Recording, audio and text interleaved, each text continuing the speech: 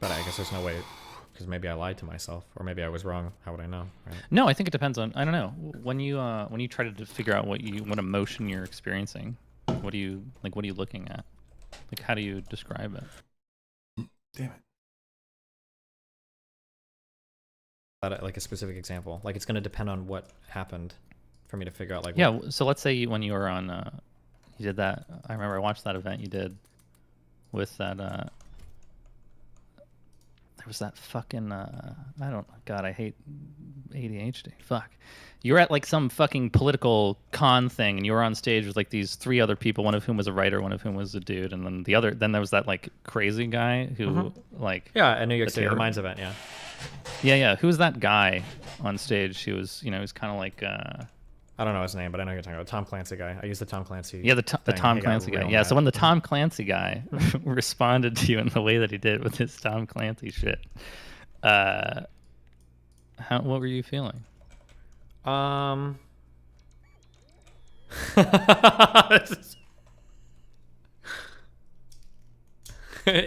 feel like all of my answers sound so bad.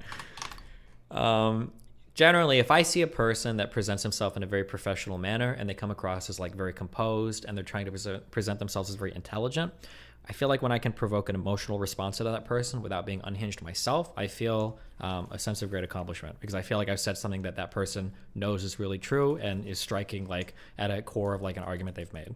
So when he started to get really triggered and he started to bring up, he uttered that Tom Clancy line like 3 or 4 different times that night, I knew it was because he was super bothered by what I said. And I think that if he had the correct responses to what I'd said, I don't think he would have gotten that upset. So I think I hit at something. I hit at some insecurity, or I exposed some weakness in an argument that he didn't feel good about, that took him by surprise. So I felt good about that. You felt good. What you said? You felt good. You felt proud. You felt. What emotion do you think you were feeling? I think for him it was more of like this would have been just like a baser like gotcha feeling. It's not like a very intellectual. Well, what were you feeling? Who cares about it? Well, that's what I'm saying. Well, no, because it's not like I feel like, wow, I prepared so well for this argument, and in a like really fleshed out debate I got him. It was more just kind of like I'm glad that I was like witty enough to come up with this particular thing at the time, and I know that it bothered him. Like, that's kind of the feeling I got. The feeling that you got is that you were glad.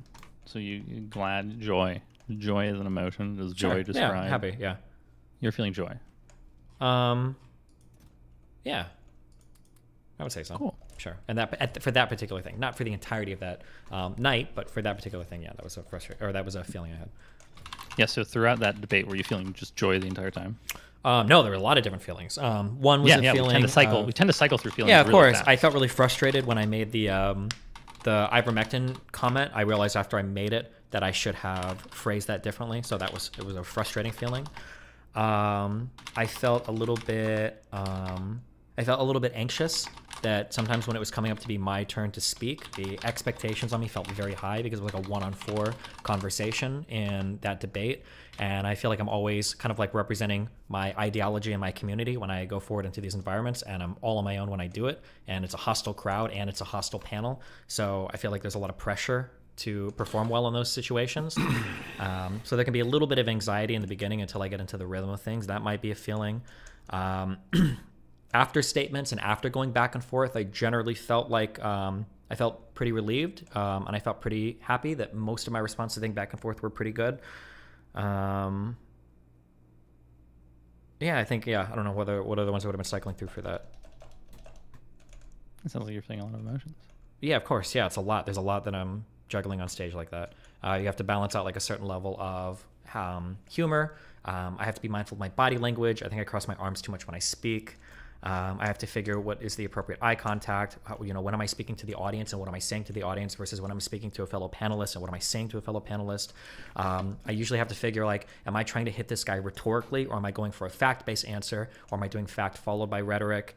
What is the level of combativeness that I want to be? Is it going to be equal across all members on the panel? There's like 15 things I want to engage with. I have to remember which talking points to engage with, the order that I'm going to engage with them, and how I'm going to engage with each. Am I going for like a fact response to that person, a rhetorical one for that person, and then a joke? There's like a whole bunch of things that I'm trying to cycle through as we're having a and I can't take notes while I do it too. So I have to kind of factor all of that into my head, store it, and then when it's my turn to talk, or if I have to interrupt to get a word, and I've got to be ready to do that, and then bring them all out in a way where I'm not stuttering, sounding stupid, or misstepping in the conversation. Yeah, there's Yeah. generally How do you lots of think? different- Yeah. How do you think you expressed your anxiety when you were in the middle of that debate? In for that particular one, I went back and I watched a few sections. I think generally I handled it well. I think the biggest thing that I need to do that would sell. Well, I'm saying, how did you express it? Like, what did it look like? Like, you Well, felt that's what I'm anxiety. saying. That's what I'm saying. I think that generally my expression, I need to speak slower because I think that when I have, if I'm on a panel like that and I've got the chance to say something very quickly and I come blah, blah, blah, blah, and I'm like, I think that sometimes I can come off as being unconfident because I'm trying to machine gun fire out a whole bunch of points. It can probably make me feel a little bit hectic, or the perception can be that it's a bit hectic, that I'm like trying to do too much too quickly, or I'm moving a little bit too fast. On live panels, a note that I made, especially after that event, especially when I'm outnumbered and especially when the audience is against me, is I need to speak more slowly and deliberately. Otherwise I come off as hectic. I think people can get that perception of me. Do you, okay, so are you saying that your speaking fast is one way in which, when you're feeling anxiety, that anxiety gets expressed? Probably to some extent, yeah. I think probably speaking quickly and losing control of that is probably a way to, it's probably an expression of, I guess anxiety or nervousness or something, yeah. Or nervous excitement maybe or something, yeah. Gotcha. Did you know that about yourself already? Yeah, I've gotten a few. There's a couple things like that. Some people have emailed me, some things I've looked at. Yeah. Another issue that I have sometimes is I tend to, especially when I'm nervous, especially when I'm speaking quickly, instead of ending with a solid and resolute point, sometimes I will end a statement and I'll keep cycling back and repeating things that don't need to be repeated when I could have just stopped right there and had a really strong, resounding endpoint for what I was saying. That's a big thing that I've been trying to work on in speeches, yeah. Yeah, I have a director of my department who's super ADHD, and he will repeat the same thing like 10 times. Yeah. I get away with it just because I speak quickly, but it undermines like my arguments. It would sound better if I could just hammer out my strong points and then end on a strong point, especially because sometimes it will leave people a little bit like they take a second to respond, and any silence you get after a statement gives you a ton of authority on stage. It makes you look very, very, very commanding. So that's like a thing I need to work on more. That's why I'm doing more like live conversations. Yeah, gotcha. And so when you're thinking like, I'm going to work on this stuff more, how much of that goes into thinking about what you're feeling during the time that's causing you to do this stuff? Fuck, this is gonna sound like a repressive answer. Oh, I bet it will. I try to not worry too much about how I'm feeling. I feel like I have there's a set of tasks in front of me. As long as my feelings aren't getting in my way of things, then I usually have a task to perform, and that's kind of my mindset going in. These are like the particular things that I have to do. Right. If my feelings were bothering me, like if I felt like I was nervous, such that it was like prohibiting my performance, then I would probably start to worry about those more. But for the most part, I feel pretty at home in like combative environments. I don't usually pay attention to them too much. Yeah. And so that's when I say you're repressing your emotions. That's kind of what I'm saying, is that your way of dealing, there's like a bunch of different ways to like think. I am feeling like I have a thing that I do, and I do this thing when I feel a certain way, and there's different ways that we can handle that emotion affecting our ultimately what we express. So if you're on stage and you're feeling anxious, and you know that when you're feeling anxious, you talk really fast. Some people might express like, by the way, I'm pretty nervous right now, and when I'm feeling nervous, I talk really fast. I'm sort of expressing that to you right now, and then people might be like, oh, it's okay. And then there's some like, you cycle through a couple emotions with whoever you're talking to, and sometimes that can help people. Other times people will be like, they'll feel nervous, but in their head they'll think, they'll just be focused on like, I need to talk slow. And so they might repress the feeling of anxiety within them by trying to think, because you can sort of think your way into emotions, right? Emotions are really just the result of thoughts that you think, whether they're like a conscious thought or an unconscious thought. Oh, yeah, like, the best example of that is breathing, right? By focusing on your breathing, you can control the feeling of anxiety. By not being aware of your breathing, you can actually continue to Yeah, sure. And meditating is a way of repressing an emotion. Speaking slowly, focusing on that, speaking slowly can be a way of me bringing that in line as well. That if I focus, if I have like a mental note to myself that I need to slow down a bit when I speak, just the act of slowing down, one, gives me so much more time to think, because when I speak slower, I've got way more time to get ahead of my sentence and put something intelligible together. And two, just the act of speaking slower, that cadence, calms me down a ton, because it's way less hectic than trying to keep up with a 50 million mile an hour conversation while I'm trying to respond to like 15 different people on stage, right? Just like doing that is like putting me, like elevating my heart rate. It's like getting me more. Whereas if I speak slowly, it brings the emotions in line, kind of, just by the physical action of doing so. Yeah. So that I would consider that to be a form of emotional repression. Now, it's not always bad to repress your emotions, right? Like if you are in fucking war and you're like, you can't express and properly process your emotions to other people while you're in a firefight. You need to develop techniques to repress your anxiety and fear so that you can take the shot and get the kill. Which, by the way, Call of Duty next event, September 14th or 15th. Be sure to tune in.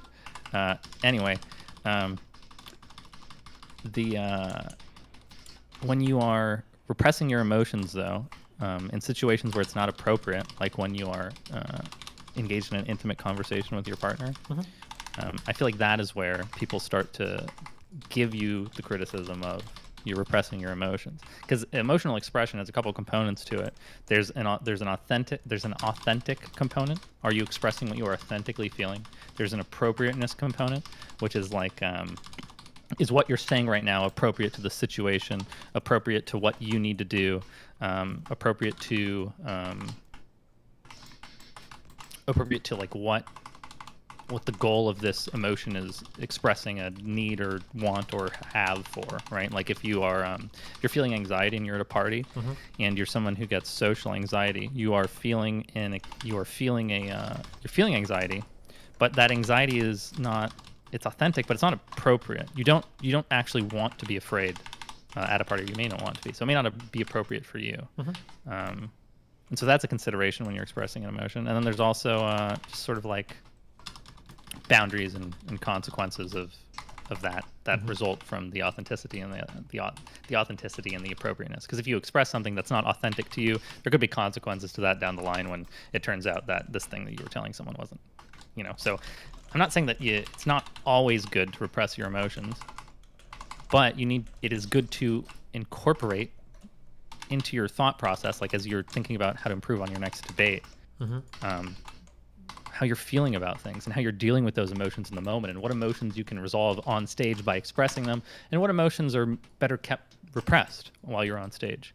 Sure. And equally, when in all of your intimate relationships, it's good to do the same thing. What emotions am I repressing? Like if I get angry at someone in this relationship, am I repressing that emotion so that I don't upset them because it's not appropriate, or would it actually be totally fine and appropriate, and I'm actually hurting our relationship by not expressing them?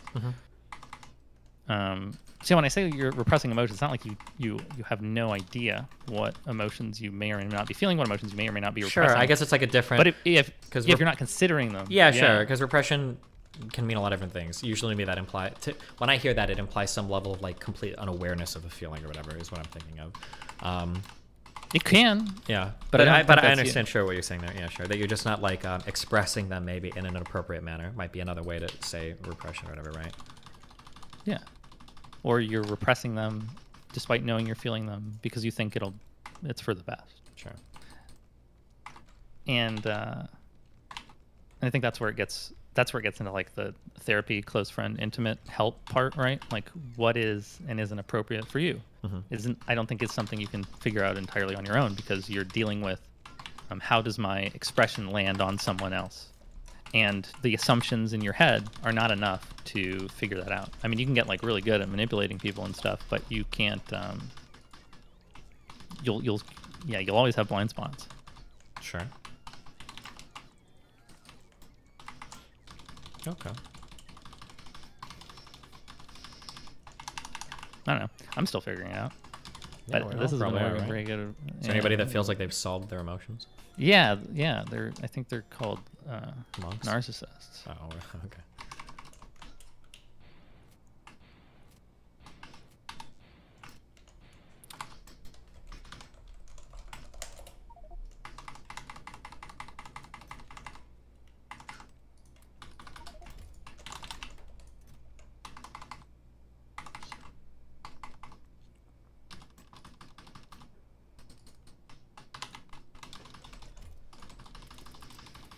Are you drinking? Right now? No, why? Yeah, just on the reg. Oh, like in general? Yeah. No, it's very rare. Usually when I drink, I have a huge emotional breakdown and everything comes rushing to the surface, so I try to avoid that as much. I'm just kidding. I hate the taste of alcohol. If I drink, it's usually to get like super fucked up with a friend. So maybe like twice a year I'll get like smashed. How many times did you drink this year? This has been a fun year. Probably 3 or 4 times this year. Just 3 or 4? Yeah. You sure?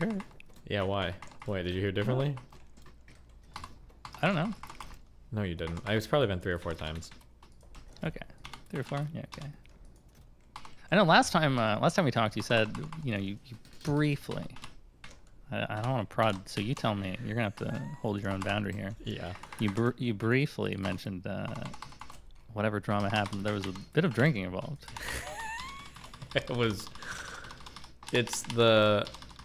It's just such an unbelievably complicated situation. It's like unbelievable. It would be a lot. Yeah. Okay. Yeah. Maybe we could talk about it off stream. Sure. That was like it was a different type of thing. It was one of the few times I drank in my life where I knew it was a bad idea, but the other person really wanted me to, and I was like, okay, fuck it. Yeah. But I knew that was like just another one-off drinking thing. That wasn't like a spiraling episode. No, not like a spiraling. No, it was just like a one night. Let's go out. I'm like, I don't know if I should drink. We're in a pretty dramatic event right now. Probably not good. And the other person was making a ton of emotionally like heavy hits or demands, and it was a lot. And there was just a lot of complicated stuff going on. I'm like, okay. And then it was just like a really tumultuous experience. Yeah. Gotcha. So not having your emotional repression in place while you're drinking was causing some issues. In that particular case, maybe. But but I'm generally 99% of the time I'm doing like drugs. I'm generally like a far nicer, more bubbly, happy person, cuddly person, sexual person, like when I'm on drugs. That's like my experience on drugs like 99% of the time. I'll become like overly either considerate or apologetic or physical or whatever. It's like most of my experience, yeah. It's not usually like, oh, I'm drunk and now like I realize how horrible my life is. Right, generally. Right, yeah, you sort of, you can tell me how this sits with you. I think when you're someone who's like very good at, who's learned over their life to like deal with things themselves, they've been left alone a lot. Mm-hmm. I think if you might have fallen into something where like if you express, oh, I want attention or I need attention or I want to show these people that I'm interested or that I'm affected or that I have like affection towards them. If you want to express that and you can't get it, mm-hmm. you just end up feeling really bad. So if you're smart, you repress it because otherwise you're going to feel bad all the time while you're alone. And then as soon as you stop repressing it for whatever reason, now you're like expressing all these things that you feel. And I know that you feel very strongly about people you're close to. Mm-hmm. Because we've hung out a few times and I don't know, I just see it in you. Like there's a reason that you can manipulate people the way that you do, right? Okay, I don't think I manipulate people. I think I just. I know you hate. I think I give. Yeah, well, because it's such a negatively loaded, normatively loaded word. I just think that when people are around me, normalize manipulative. I know how to give. Word. I know how to give people a really good time. Okay, people have a lot of fun when they get to spend one-on-one time. Okay? You're really good at pleasing people. No, I'm good at making people feel heard and seen and safe. I'm very, very good at. I'm very effective at that. Okay, which is. And I think a huge part of that is your deep interest in people that you repress all the time. Sure. Okay. Yeah. I don't know. How do you feel about that?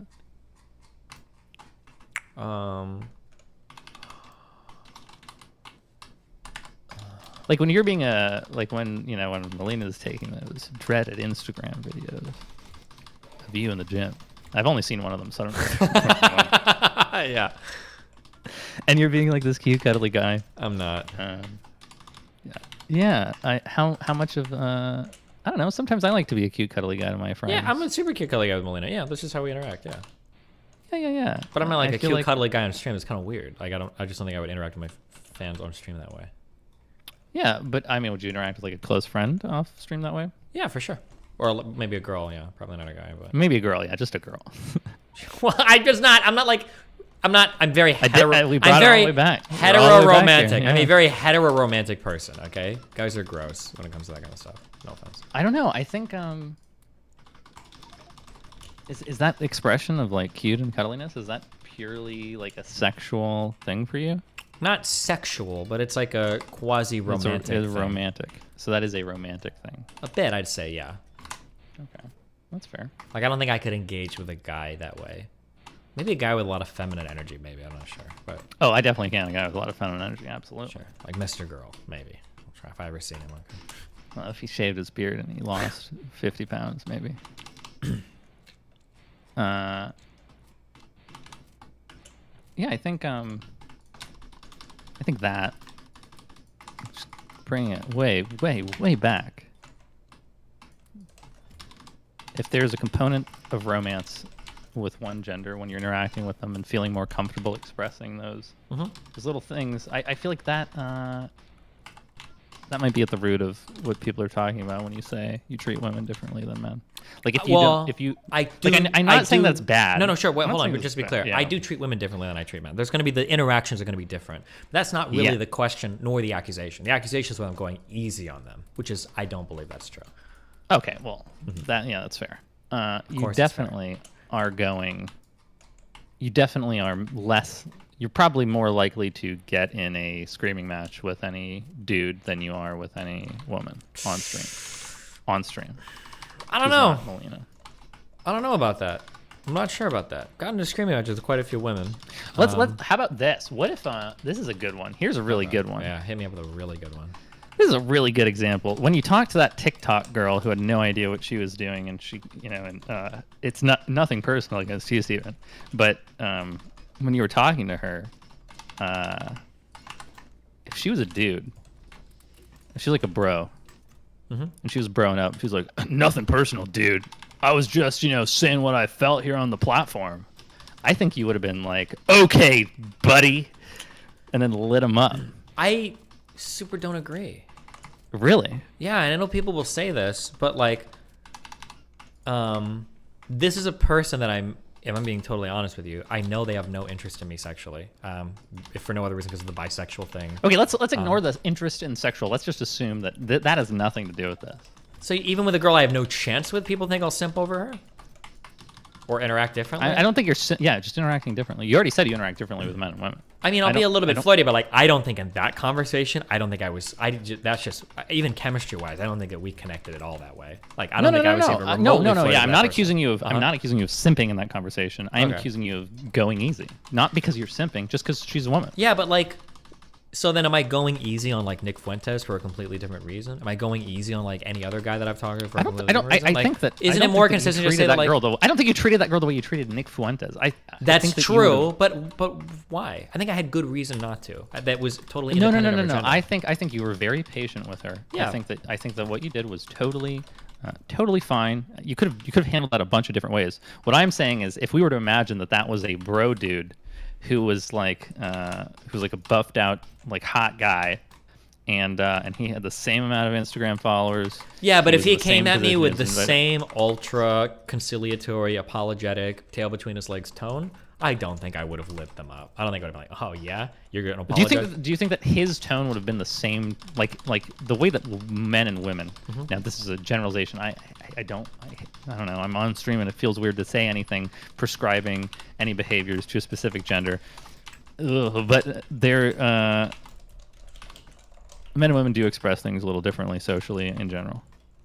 I don't know that you would have found a man in his position who would have expressed things the same way, even though they might have felt exactly the same way.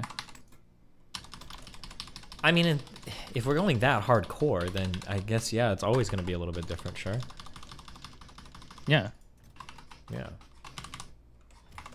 If you think about the root of like, what do you think she was feeling when you stepped on stream and started talking to her?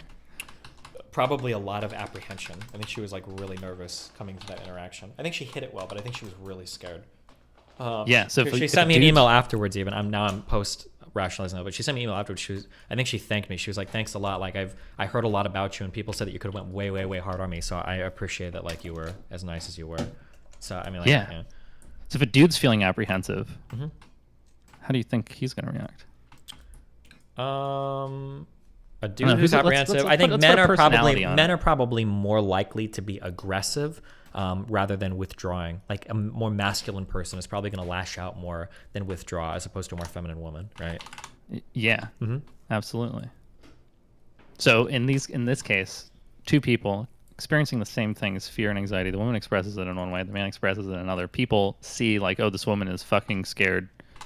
And if a dude was fucking scared and he was coping, Steven would be giving this guy he'd be going in. He'd be like insulting him. He wouldn't be giving him the same consideration, would be giving him the same patience. I've gone pretty hard on women. I remember somebody linked me this clip. I know you have.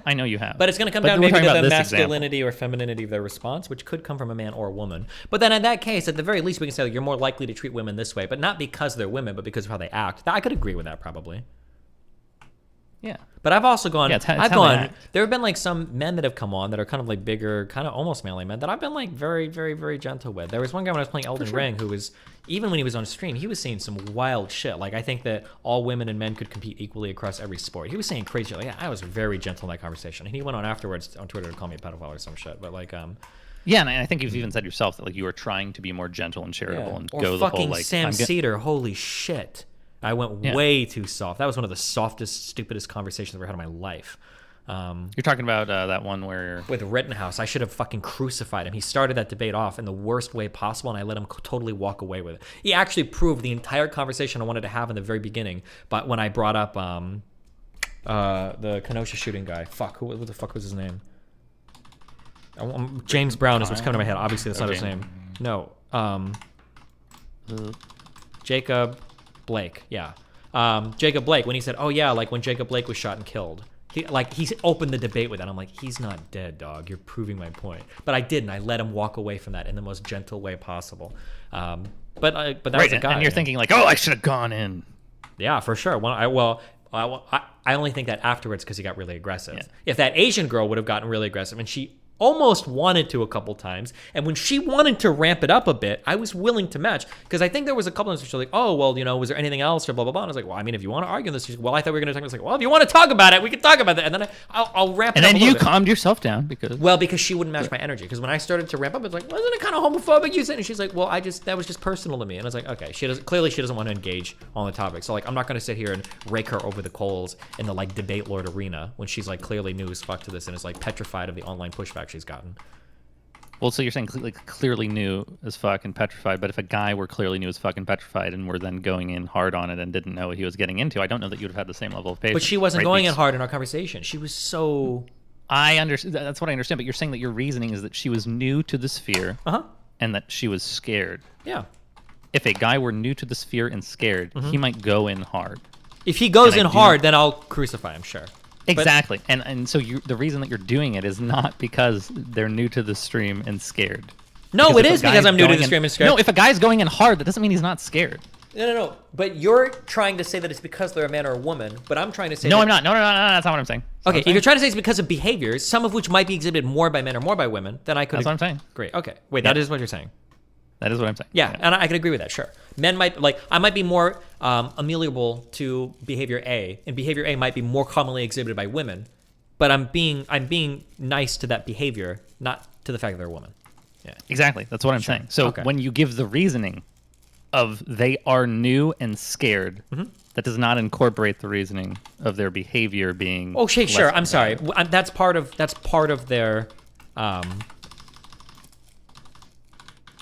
Those are things I'm factoring in when I'm responding to them. If she would have been like an online professional commentator, I would have let her get away with less, even with her energy, because I would have had a much higher expectation on the person. But that... Yeah. But if she were just simply combative, you probably would not have had the patience to be able to consider those factors if a dude were also scared, also new to it, but then he was like coping with his scared by trying to go hard and seem macho, right? Sure, I guess, yeah. Like, but I mean, like, all of this is going to come down to behavior, whether it's a man or a woman. Absolutely. Okay. Absolutely. Sure. Okay. Absolutely. Okay. Yeah. Yeah. So that's when I say that you're treating them differently. That's kind of what I'm saying.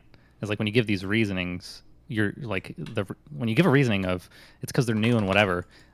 It's also because when they're scared, they're expressing it in a bit more of a feminine way. And if they were a dude and they were feeling the same things but expressing it in a bit more masculine way, I don't know that you would have the patience to consider those things in the moment. I don't know if you agree with that or not. Maybe, I don't know. It depends on how it would play out, but Yeah, now you just need to get. Have you seen The Rehearsal by Nathan Fielder? no, not yet. Oh well, you should. It's an amazing show. Okay. I think it's the best show I've ever watched on TV. Yeah. Okay. Yeah, I cried a lot, and I felt a lot of things.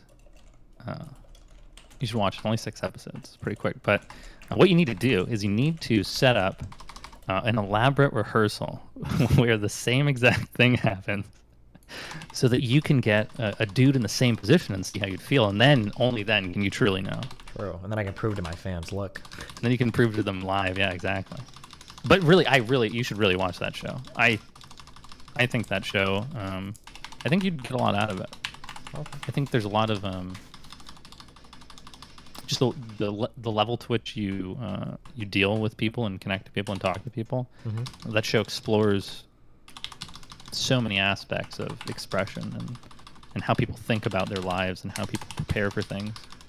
Okay. Yeah, I feel like you take a lot away from it. Gotcha. You should watch it. Okay. Maybe I will. It'll give me a Melina something to do, so that's always good. Maybe you should watch it. Just, watch it. Sounds like you're not going to watch it. No, I will, because me and Melina need something to watch, and I don't give a fuck about the Lord of the Rings shit or the Game of Thrones show. Oh, yeah. So This is quick. This is good. Yeah. Sweet. Yeah, great. You're going to watch it. Awesome. Perfect.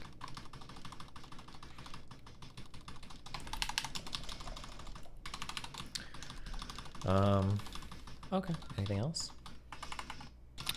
No, yeah, that's it. Good talking. Okay. Hit me up. I really do want to hear about your 30-day thing. It's just, I'll tell you after stream if you're available in like 5 minutes, okay? Yeah. I'll hang around in Nathan's room. Okay. Yeah, that's not creepy at all. No, All I can't. No, I can't go in there. I can't go. Wait, yes, I can. Okay. Okay. Yeah. Good luck. Say hi over there. All right. Well, hey, listen, I love you guys. It's been fun. I'm probably gonna IRL stream tomorrow, but I'll probably start a little bit later. So.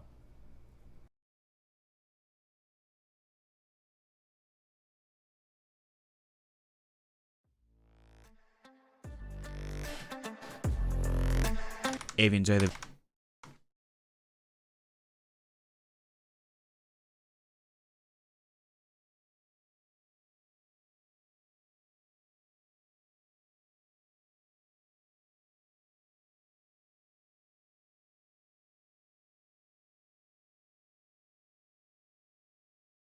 Oh, it was August 20th. It's old.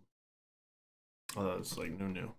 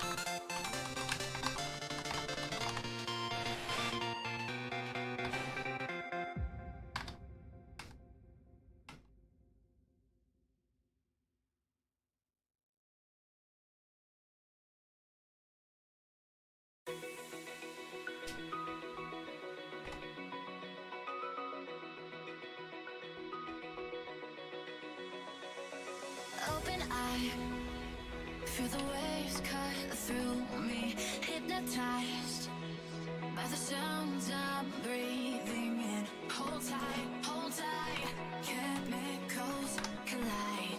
Hold tight, hold tight, hold tight. Dripping lights paint the skies, all because of you. Dripping lights paint the skies, only you can make me move. You can make me move. Can make me move. You can make me move. Can make me.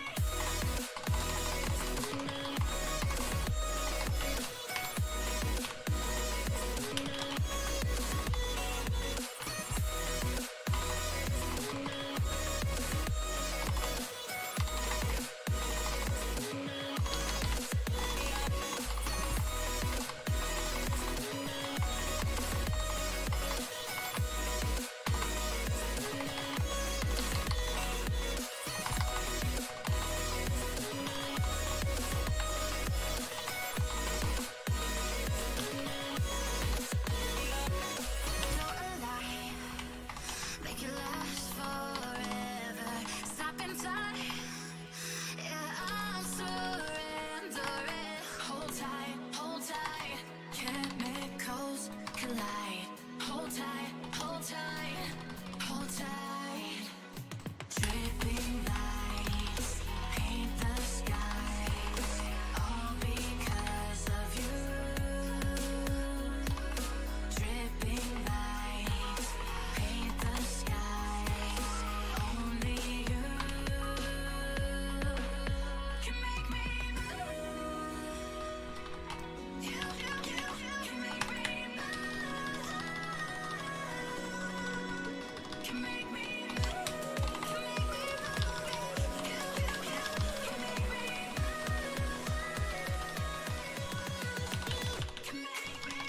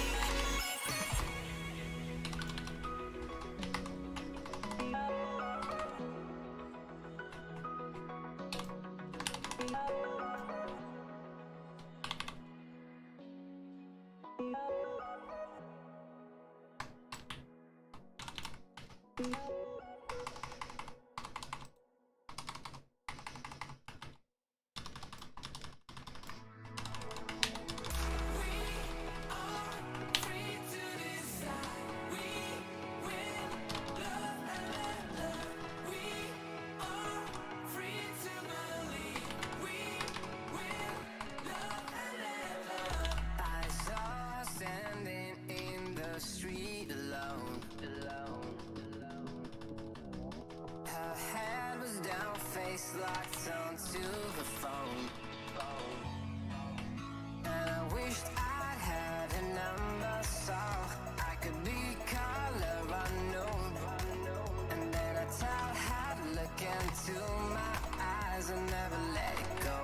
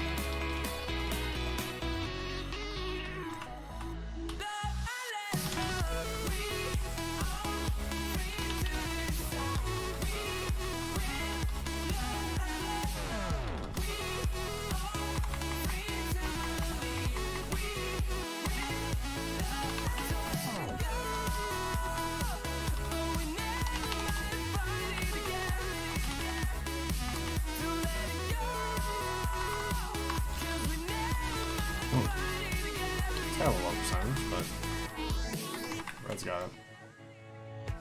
As I was about to open her door,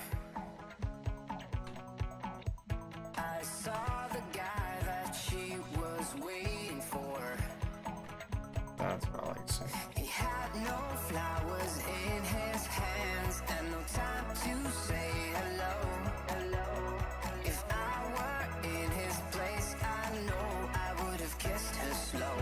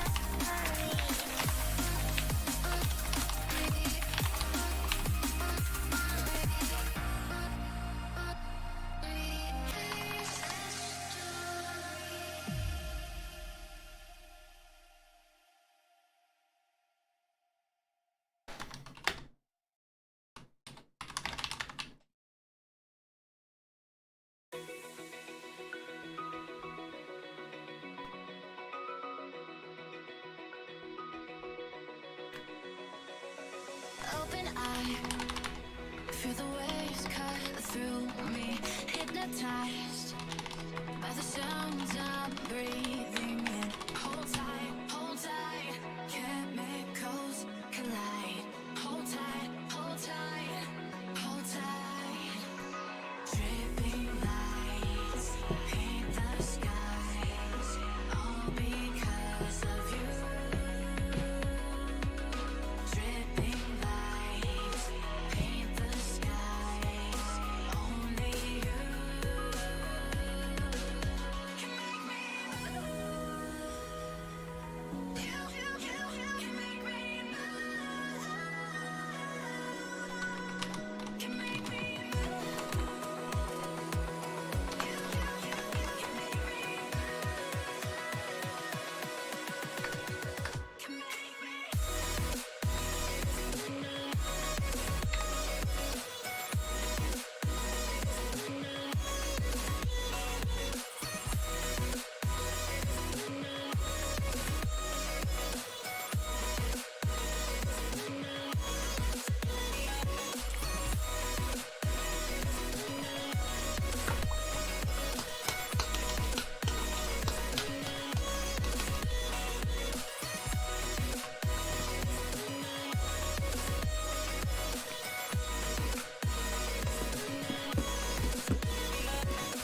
So alive, make it last forever. Stop in time, yeah, I'm surrendering. Hold tight, chemicals collide.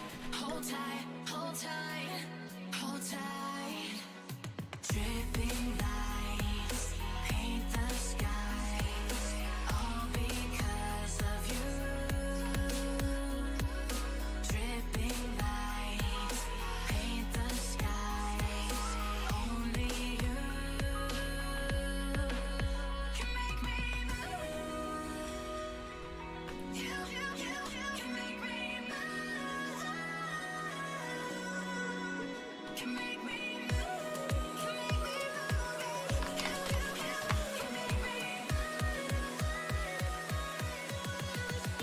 Can make me.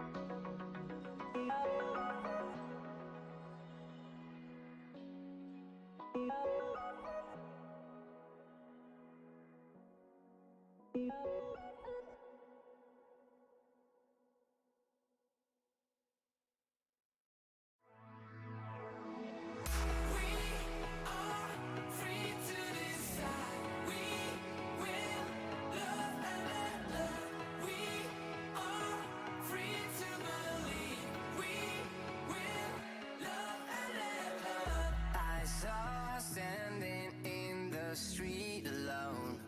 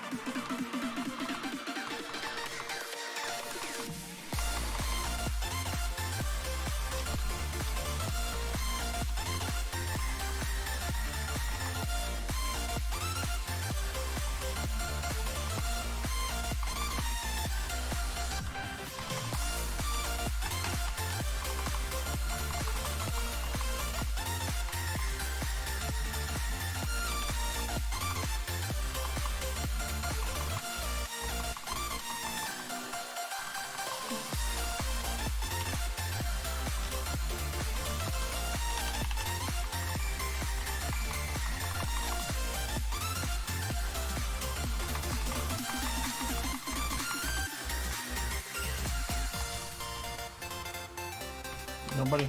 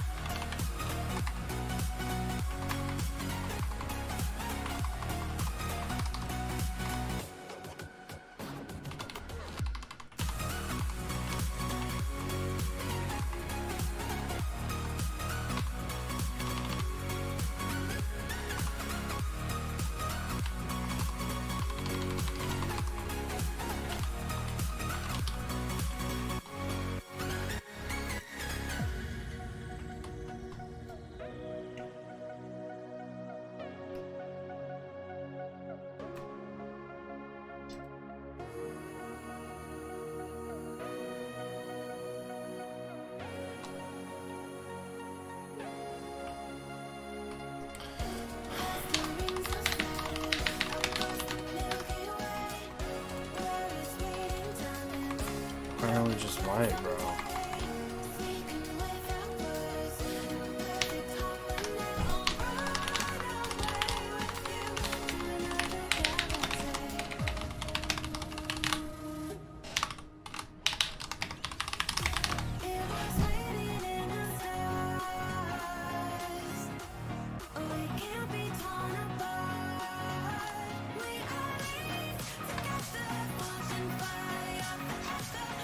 No shot, bro.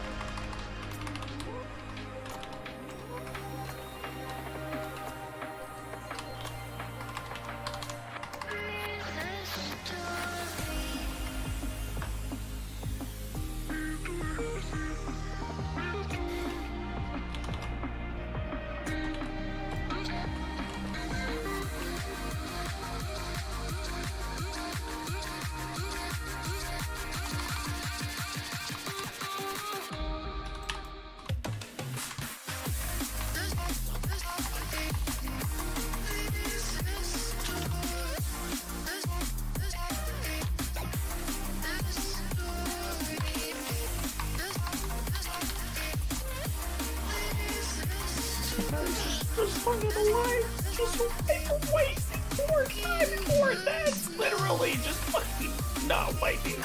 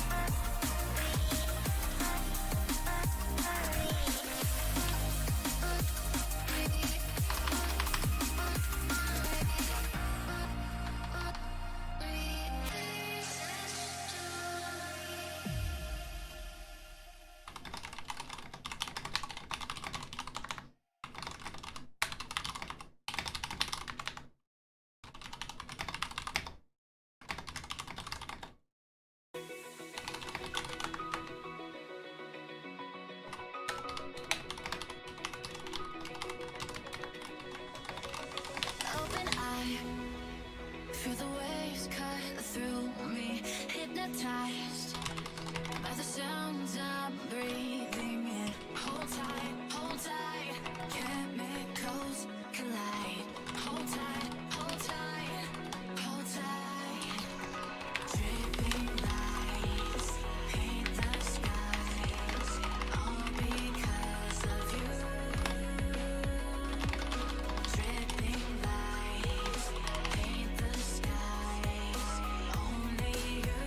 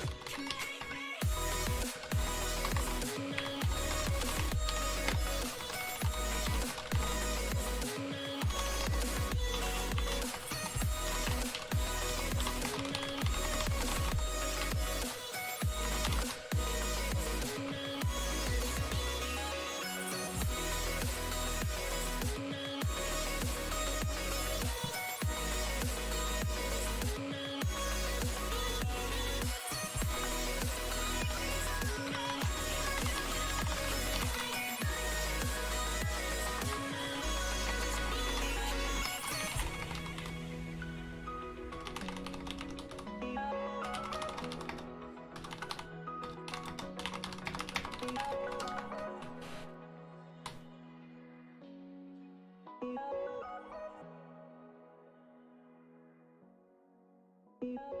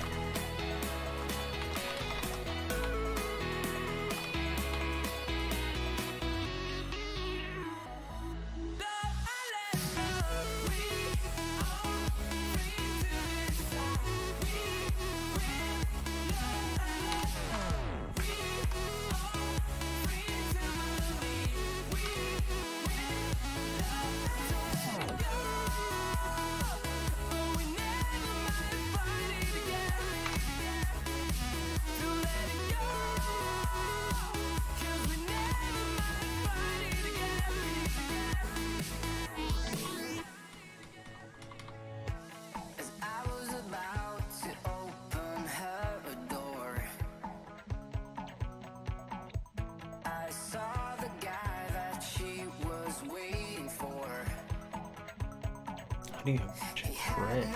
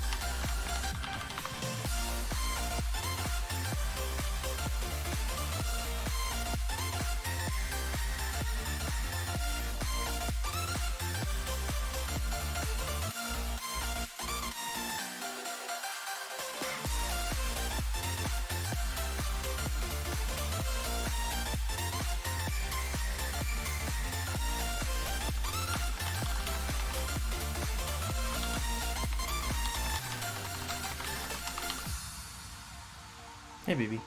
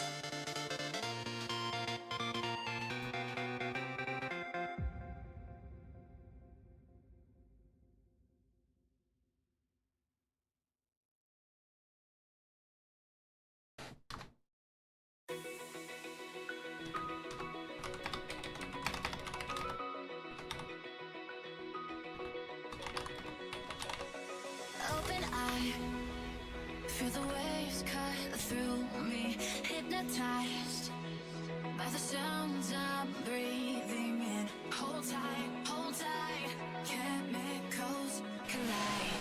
Hold tight, hold tight, hold tight. Dripping lights paint the skies, all because of you. Dripping lights paint the skies, only you can make me move. You can make me move. Can make me move.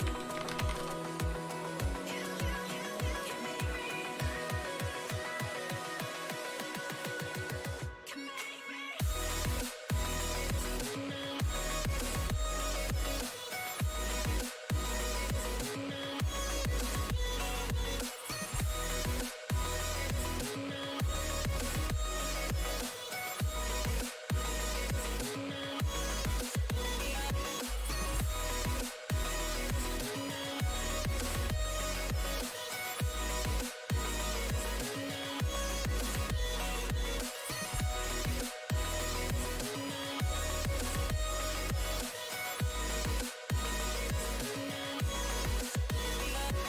Feel alive, make it last forever. Stop in time, yeah, I'm surrendering. Hold tight, chemicals collide. Hold tight, hold tight, hold tight. Dripping lights paint the skies, all because of you. Dripping lights paint the skies, No, it's not bad. only you Those are so many good games. can make me. Yeah, 145. That's not bad. You're just losing out on ink. Can make me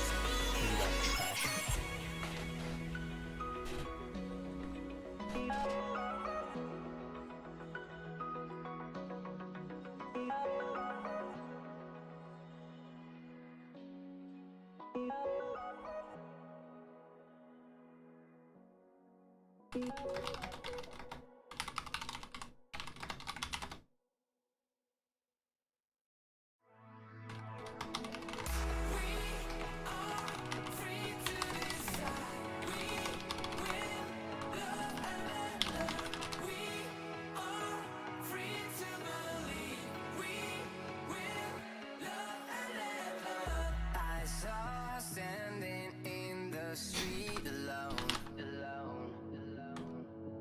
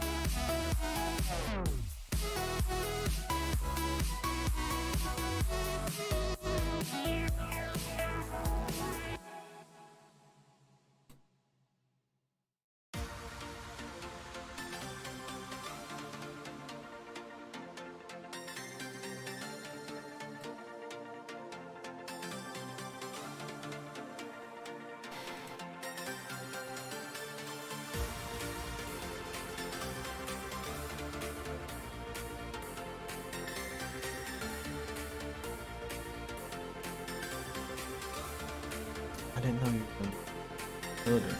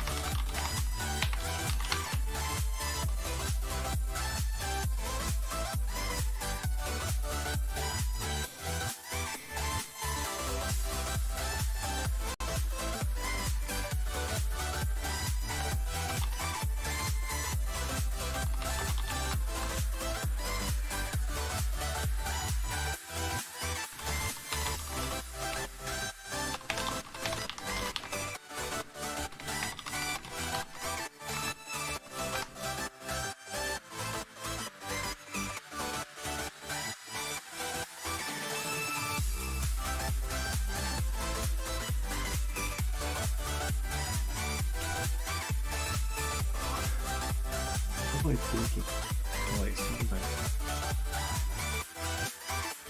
oh, sweet. Okay. Okay. I don't work tomorrow.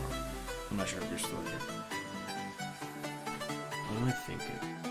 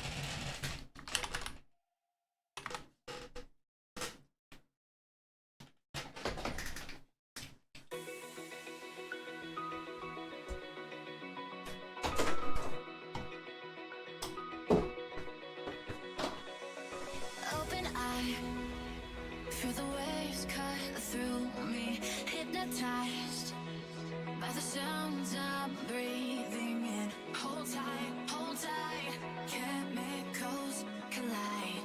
Hold tight, hold tight, hold tight. Dripping lights paint the skies, all because of you. Dripping lights paint the skies, only you can make me move. You can make me move. Can make me move. You can make me move. Can make me.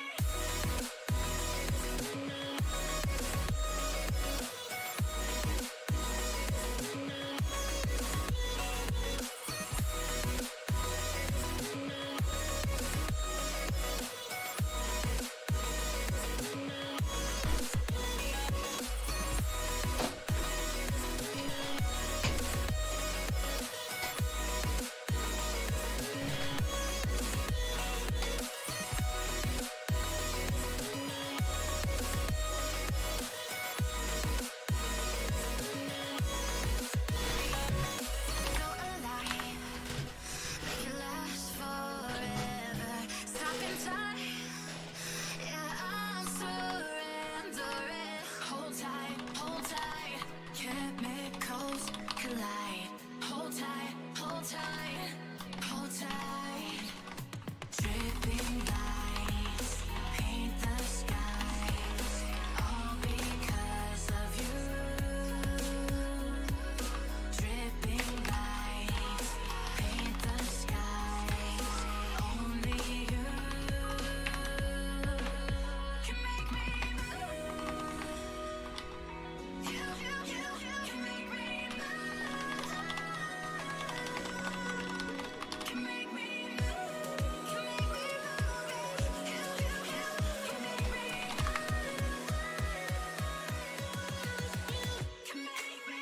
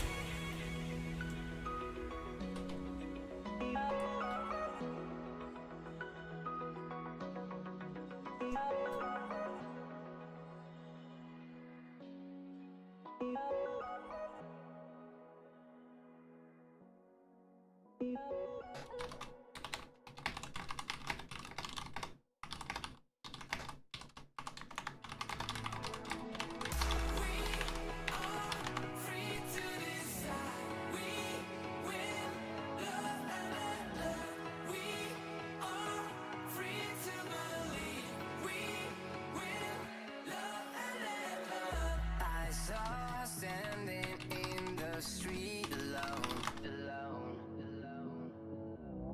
Her head was down, face locked onto the phone. And I wished I'd had a number so I could be color unknown. And then I tell her to look into my eyes and never let it go.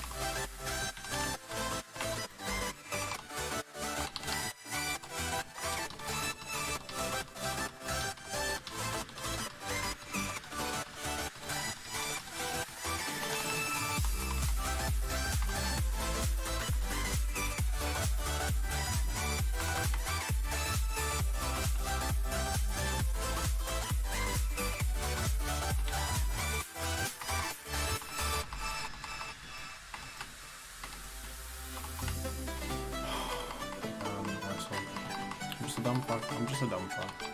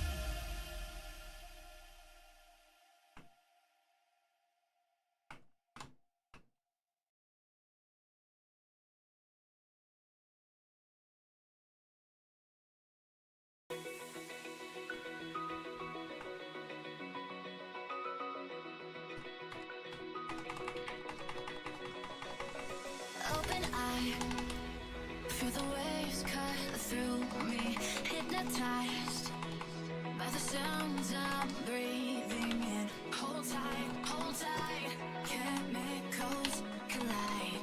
Hold tight, hold tight, hold tight. Dripping lights paint the skies, all because of you. Dripping lights paint the skies, only you can make me move. You can make me move. Can make me move. You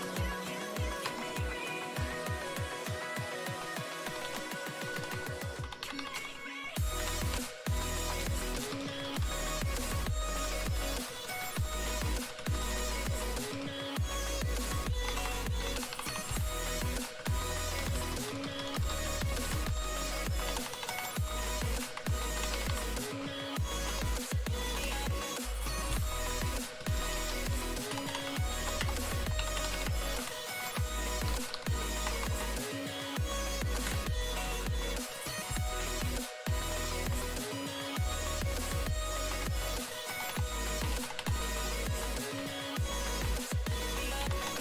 so alive, make it last forever. Stop in time, yeah, I'm surrendering. Hold tight, chemicals collide. Hold tight, hold tight, hold tight. Dripping lights paint the skies, all because of you. Dripping lights paint the skies, only you can make me move. You can make me move. Can make me move. Can make me move. You can make me move. Can make me.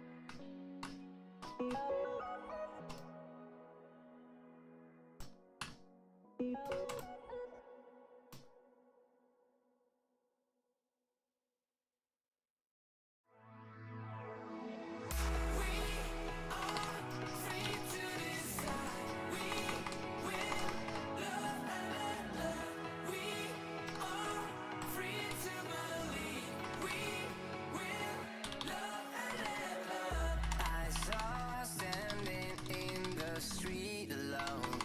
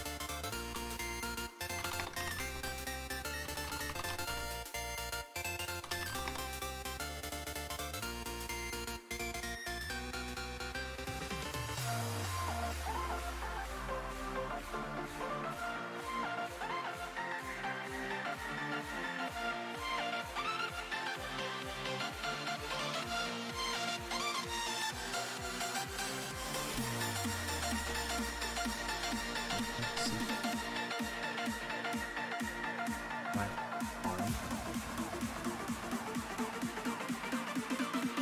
You know what? That's crazy.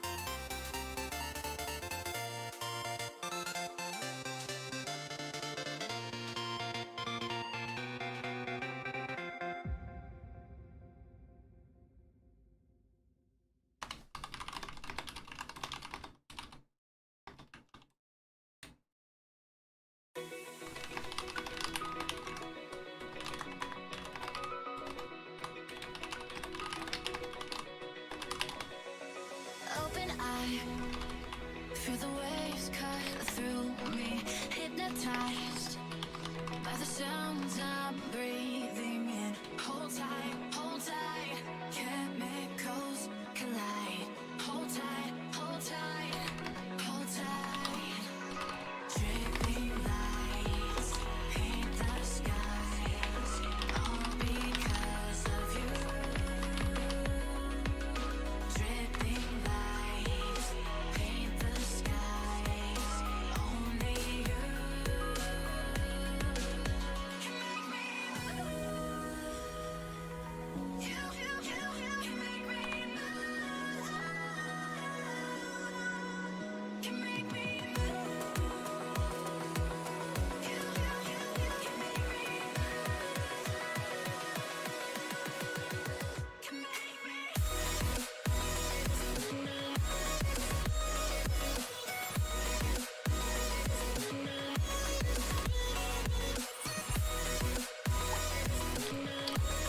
Looking for a push.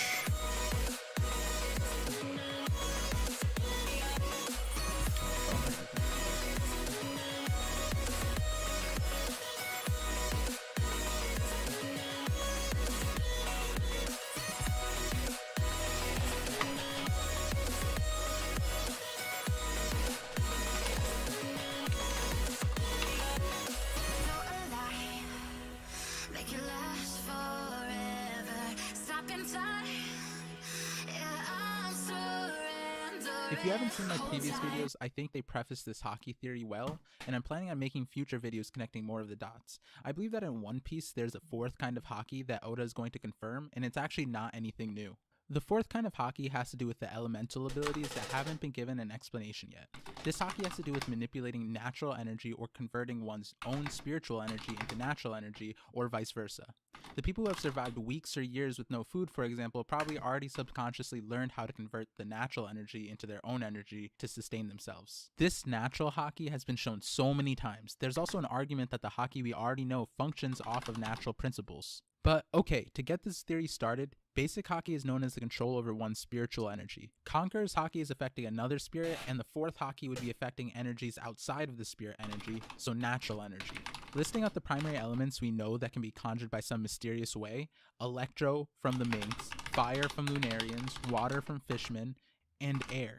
In the previous videos, I hypothesized Dragon was a wind energy user, not a Devil Fruit user, and there might be some kind of air affinity with Sky Islanders and Swordsman, but in relation to the 4th Haki, I'd actually put Swordsman in a different class, which I'll get into another time, but it's probably related to Wano and end of series power spikes. I strongly think controlling these elements are the basic level of the 4th Haki, and actually the advanced level is more absurd and kind of merges with Awakened Devil Fruit's powers. But okay, rewinding. Minks get Electro from the 4th Nature Haki, but how come they are the only ones to use Electric?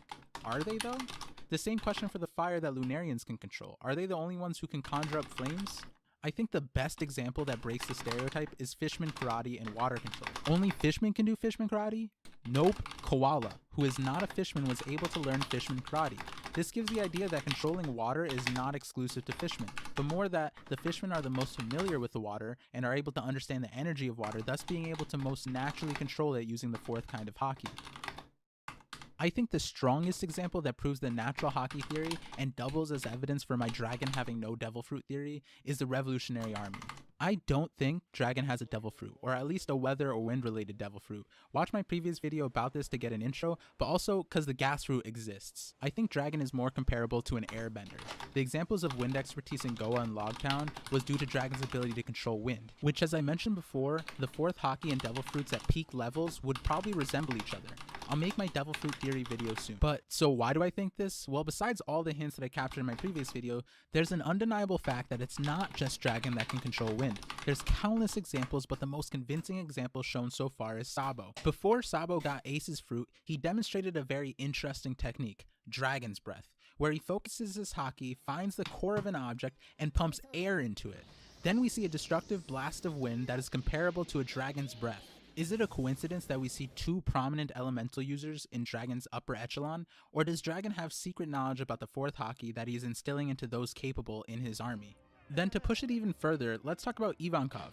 Can anyone explain Hellwink? It's literally the dude winking and creating giant air blasts.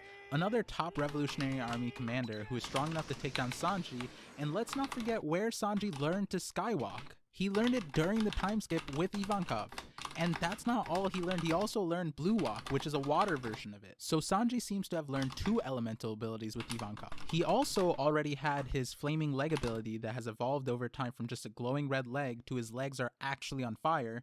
This, in recent chapters, has been mistaken as being evidence that Sanji is Lunarian, because this ability has been known to be exclusive to Lunarian. But I think, like Fishman, it was only deemed exclusive because the race was, for lack of better words, secluded. I think that word accurately describes the predicaments for all 3 races tied to an elemental power: Fishmen, Lunarians, and Mink. I think the ability to command the elements requires an understanding and environment that forces the races to intimately interact with the element in question. For Fishmen, obviously they are mostly underwater. For Lunarians, I have an early theory that their original land was on top of a volcano. And for Minks, we don't actually know their original lands, but I have an idea that makes it make sense with Zunisha, but it might also have to do with the moon lore, which I'll save for a different video. But Electro, like the other elements, remains unlearned to most of the world since the Minks are reclused on Zunisha. And who do we go to for an example that shows Electro can be learned by anyone? Sanji again. It was super subtle, but during the scene where he saved Chiffon, you can see that when Sanji lands his kick, there's electric sparks. This makes even more sense since this is after Sanji had experienced Electro firsthand on Zunisha, and given his natural prowess with the other elements, he's basically the Avatar now. Also, this would make more sense at how he survived Enel's full-powered blast. If Sanji subconsciously managed the element, this could justify that situation.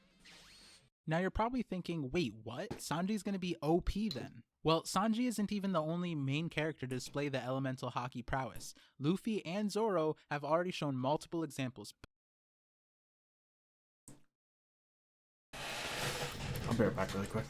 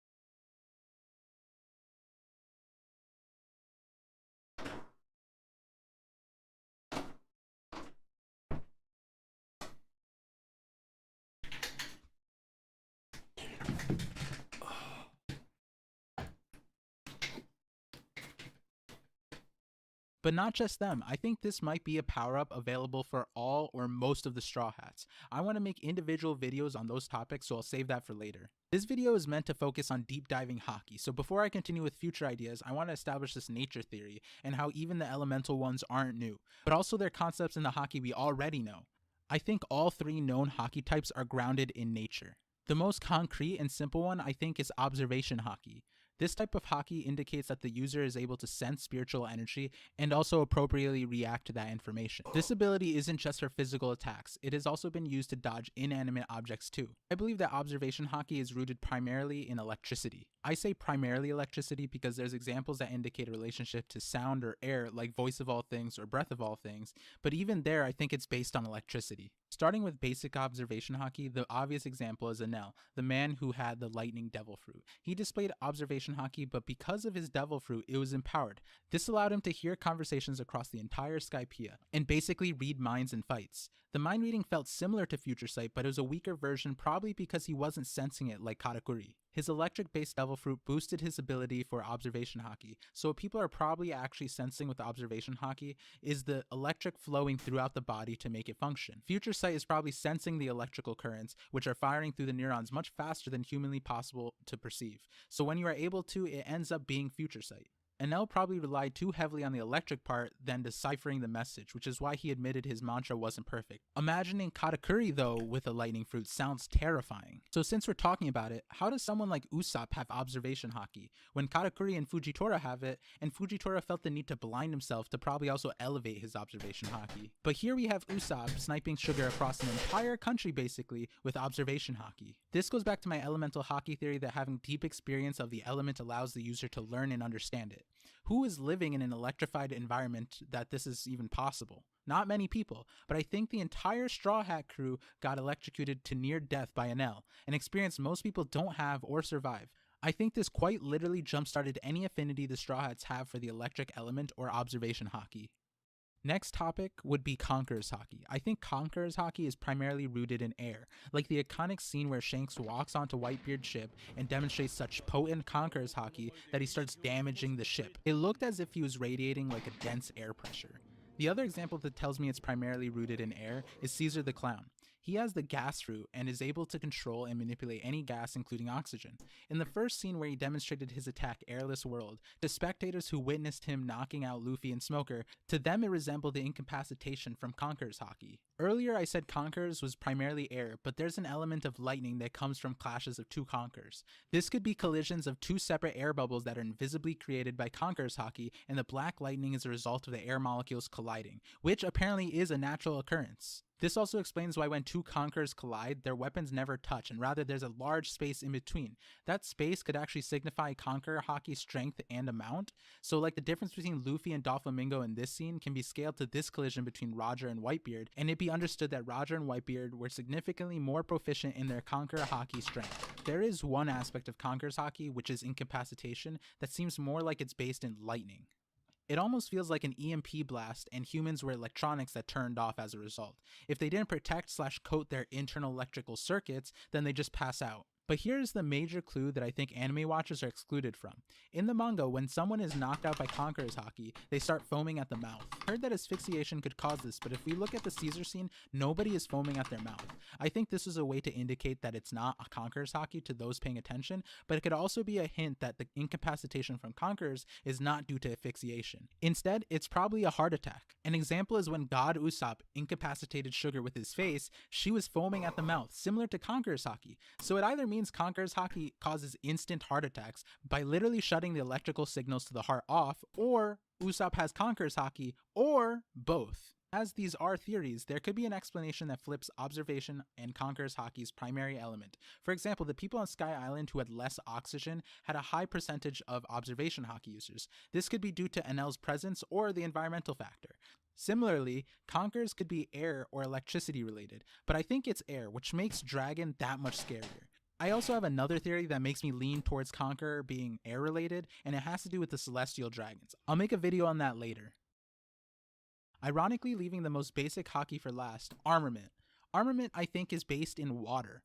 It's confusing and I'm not sure, but this made the most sense to me because it makes sense that each hockey form has different natural roots, but also because of the similarity it has with Sea Stone. Armament hockey allows users to touch and damage Devil Fruit users, making it probably the most useful aspect of it, which is like Sea Stone. The way Sea Stone is able to achieve this is that it emits the same energy or wavelength as the ocean. So my theory is that Armament allows the user to imitate Sea Stone to a certain extent, which also explains the durability factor because Sea Stone is regarded to be as hard as diamond. I think another slight hint towards this is the way Luffy beat Crocodile. Though we all know that Alabasta Luffy shouldn't really have been able to beat Crocodile, if we focus on the aspect of how he won, Luffy covered himself in water to then be able to touch Crocodile. That kind of parallels to Armament hockey being the energy of the ocean, which allows them to touch Logia users. And it makes sense why there are so many Armament hockey users in One Piece over any other hockey, and that's because the world is mostly water. The pirates and navy spend every day on the ocean almost, so they get to know the ocean's energy pretty well. Then when you go to advanced armament like Rio, is Rio not extremely similar to Fishman Karate?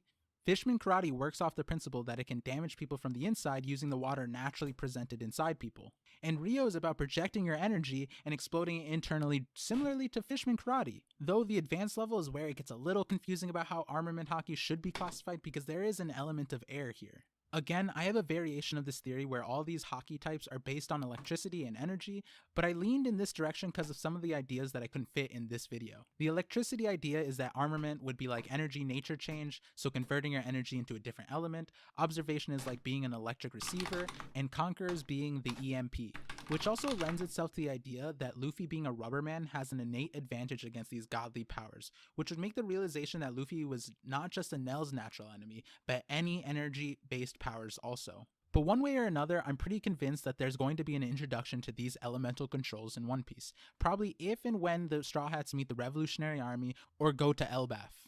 That all being said, I had like 9 pins in this video talking about future videos, so join my Patreon if you like my content and want to help me figure out what theories to prioritize, and definitely follow me on TikTok. I still didn't get to cover swordsmen in One Piece and how they are unique with devil fruits and haki, specifically Zoro. That video is going to be exciting, but maybe I should make the devil fruit origin theory video first. Thanks for watching. Also, if you're Oda, hi.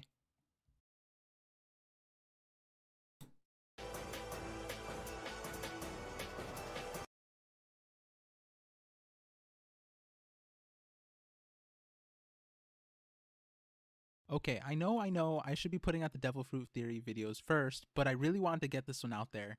I have a handful of like filler One Piece theories that are just so cool, and I want them to at least This is get one of the addressed, guys I but like who knows listening with how to. much time is left in One Piece, if they will even be able to get to it. Anyways, the topic I want to talk about is the double layered eyes. The most notable person to have it, and arguably one of the coolest characters, is Mihawk. I made a video about Zoro in the past, and it touched on monsters, a canon story about Ryuma, and there was an interesting detail that could be hidden info about Mihawk's origin in there. So if you're a Mihawk fan, I would suggest checking that out. But to quickly list out the characters who clearly exhibit the double layered eyes, it would be Mihawk, Eam, and Cavendish. I would really like to know more about Mihawk and Eam, but unfortunately we gotta get our info from Cavendish first, since we saw him the most. Interestingly, Cavendish shares a similar attire to Mihawk, it seems, like the same genre of attire. And then it's notable that a lot of the top swordsmen who aren't from Wano have this European-styled attire. Even Eam kind of looks like he's wearing this caped jacket type of thing, but that's reaching since it's a shadow. So moving on. The interesting thing about Cavendish is that normally his eyes look like this, but when his alter ego Hakuba appears, his eyes turn into this. Then, when he fights for control and has both personalities present, his eyes look like this. The double layered eyes that we see in Mihawk and Eam. This feels like a huge clue as to what these eyes really mean. I think these eyes signify a type of possession, like the body is a vessel that is holding at the minimum 2 spirits. Whose spirit Hakuba is to Cavendish, I'm not sure, but it could be a generational possession, meaning Hakuba was an ancestor to Cavendish. Is this the same for Mihawk? For Cavendish, it seems like Hakuba comes out when Cavendish is sleeping. I don't think we've seen Mihawk sleeping, but I got 2, maybe 3 clues telling me that Mihawk is just like Cavendish. The first one is that there was this panel from the manga that was omitted from the anime that is kind of wild. When Mihawk was first introduced by the Baratie crew, they mistook him for Red Eye, not Hawkeye. The reason they thought this was that his eyes were red because he drank so much wine, his eyes turned red. Then the fool caught fire and exploded. What? What in the world? This sounds like a huge clue to something else that I'll bring up in a different video. But he got drunk and exploded? That's our only clue to what happens when Mihawk gets incapacitated in some form. Maybe Mihawk is constantly fighting this alternate ego that has control of the fourth Haki I talked about before and spontaneously combusts as if he has a devil fruit? The Mihawk we know most definitely cannot spontaneously combust. But also, can that be animated? I feel like that'd be hilarious to watch. Okay, and the second clue that's kind of funny is that Mihawk has two kinds of laughs. I don't think any character given a distinct laugh has had two laughs. This is a fact I found on the wiki page, but I couldn't track down the coo coo coo laugh that was noted, so this one is a little bit more flimsy. Another detail is found in chapter 49. When proposing possible reasons as for why Mihawk would wreck Don Krieg's entire armada, Zeph says this: maybe you interrupted his nap. That can be passed off as no big deal, but if Mihawk was sleeping and his sleeping alternate ego is the merciless monster, then that could explain Mihawk's random attack. The other detail I think that should be considered is that Mihawk is the strongest swordsman. How did he get that strong? Who trained him to get to the level he is? And we don't really know of him fighting other strong characters like Kaido or Big Mom, just Shanks. But if you think of Mihawk's character like a reincarnation character from current trendy mangas, then it could make sense that Mihawk's alter ego trained Mihawk, and maybe he was incredibly strong in a past life, and now given a second life gave Mihawk plenty shortcuts to become the strongest swordsman in the world. The other idea that could make sense is that it could be a power like that from Katekyo Hitman or One for All, where it's a cumulative experience from past lives. There's this concept in One Piece where, whether it's the will of D or Odin physically passing his will on, of intergenerational inheritance of some kind of knowledge or directive. It wouldn't be too far-fetched to think that the strongest swordsman is someone who inherited a will of some sort and is in full control of it, unlike Cavendish. Given the similar swordsman theme and attire, I wonder what would happen if Hakuba met Mihawk. Would he recognize him from their past lives or something? I have more to say on this. I might just throw this out there, but Mihawk spontaneously combusting and him having a past life made me think the sun god or like Lunarian. Maybe the sun god who is pictured with a sword and spear split his soul and half is in Mihawk and the other part is in someone else who is beast with a spear. That's a shot in the dark, but going back to the main topic now. The last person to talk about with these eyes would be Eam. Could Eam be shouldering a past life that is guiding them to make certain decisions? Is that why the Gorosei is so reverent to Eam, because they either are the original person or the reincarnation of the person who held all the power? Or what if Eam holds some sort of possession fruit and is the one taking control of various people acting as surrogates for Eam, while Eam is stuck in the Holy Land? Sure, maybe, but we need some more examples of possessions in One Piece to understand the eye thing more. Are there other people with these eyes? And at first I was like, no, but I felt like there was, and I was jolted at the latest chapter because I was reminded that Sulong minks have double layered eyes too, and their Sulong form is pretty similar to Hakuba and Mihawk in that they become overwhelmingly powerful. Without proper restraint they will go into savage mode like Hakuba, and they also kind of spontaneously combust with lightning rather than flame. On top of that, Jinbei said that when the minks stare into the full moon, they call forth the wild memories that lurk deep within their subconscious. That sounds a lot like my theory of either reincarnation or possession from an ancestor type of situation. All minks are capable of doing this, which is something that really sets them apart and again puts them near the center of another theory genre of mine. This ability to access these memories might be the reason why all minks are able to use Electro, and explains why they would be naturals with the fourth Haki besides them being closer to nature and having animal instincts. But okay, now I'm feeling kind of confident about this double layered eye theory being a legitimate signal towards some sort of possession that Oda is hinting at.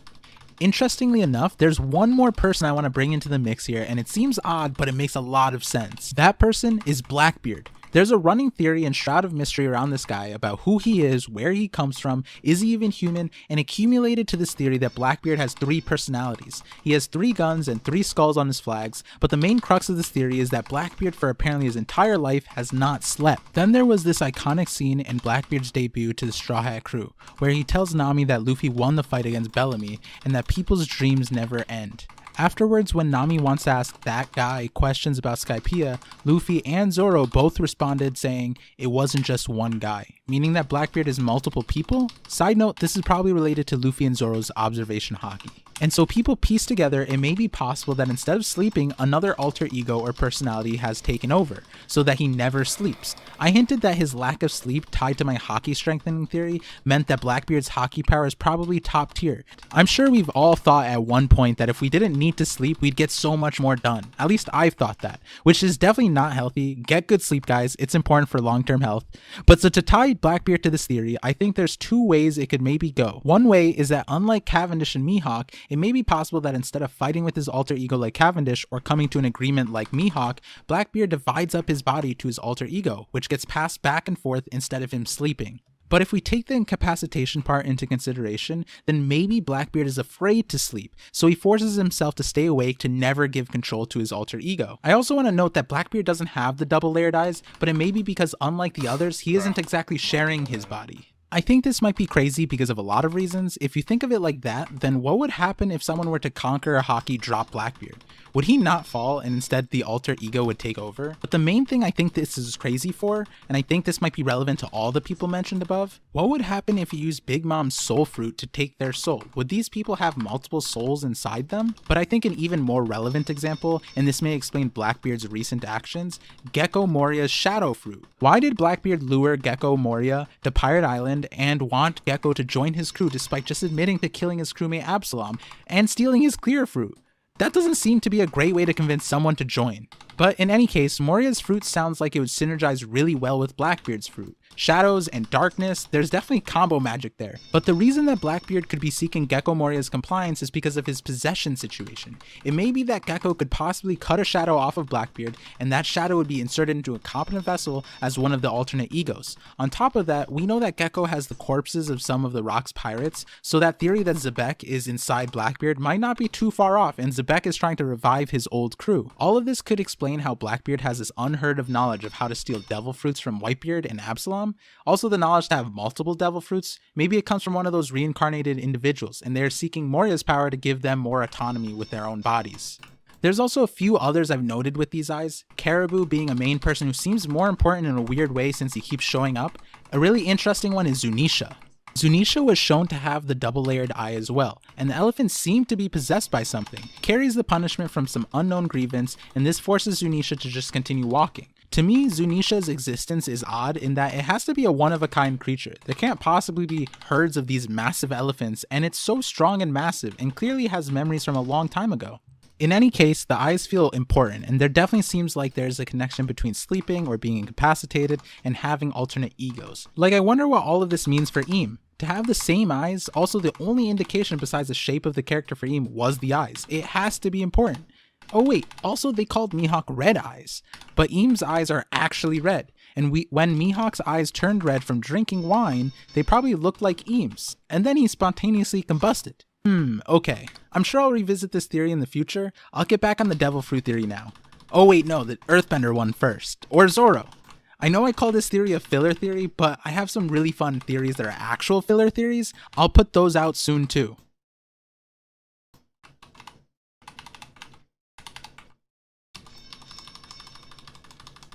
Okay, this was his idea. I'm just letting you know, okay? It's time to go brick deep! I told you it wouldn't work.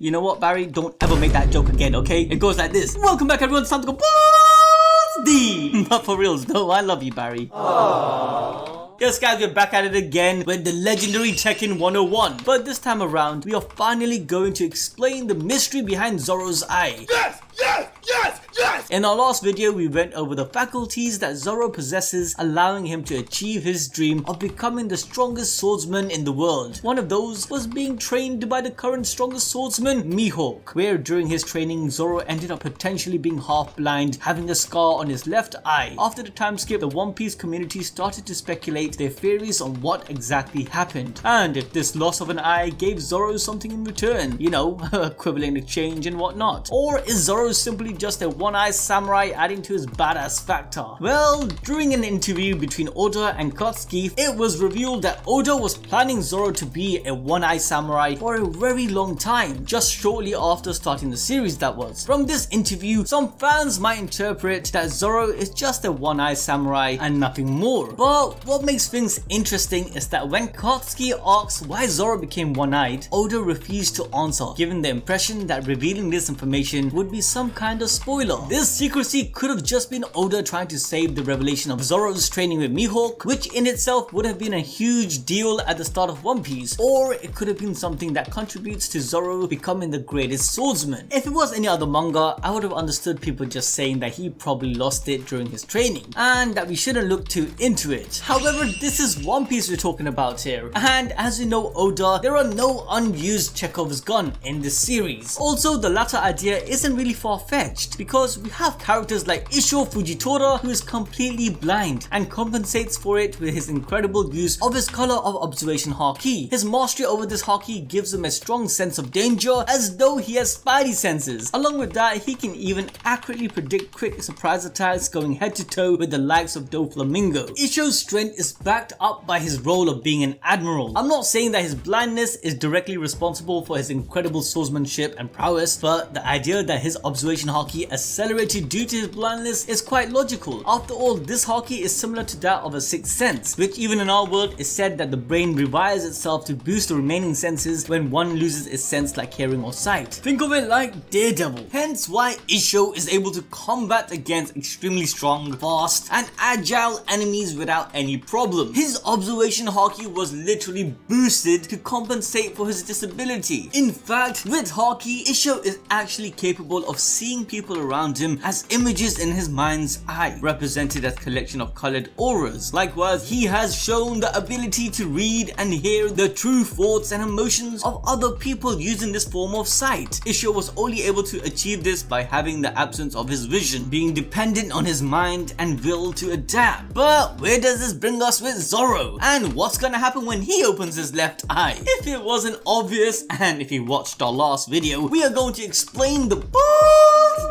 Dojutsu theory, which is basically using the highest level of observation haki and then imbuing it into a single point, being the eye. This form is illustrated with the color change and the eye adopting an extra iris. We already know that Zoro has mastered the use of color of arms or ornament haki, which plays a huge importance to Zoro's swordmanship. However, cutting through literally anything isn't all there is to being the best swordsman. Rather, observation is fundamental for the application of skill. So knowing this, Mihawk wouldn't ignore this aspect to Zoro's training, meaning that Zoro should have mastery over a form of observation haki suited for swordsplay. Make sure you guys stay till the end, as Tekking will go over exactly how Zoro's training might have gone with Mihawk to get to this stage. Also, don't forget to smack that like button to show your support for our One Piece series. So the theory goes on with suggesting this advanced observation haki is utilized by none other than Mihawk, giving his unique looking eyes. And as an extension, we believe Cavendish with his Hakuba personality, Imusama along with Zunisha also uses this balls deep dojutsu. Like, we can't be the only ones to think that Mihawk eyes look eerily similar to Imusama, Zunisha the elephant and Cavendish's alter ego. Come on, just look at these eyes.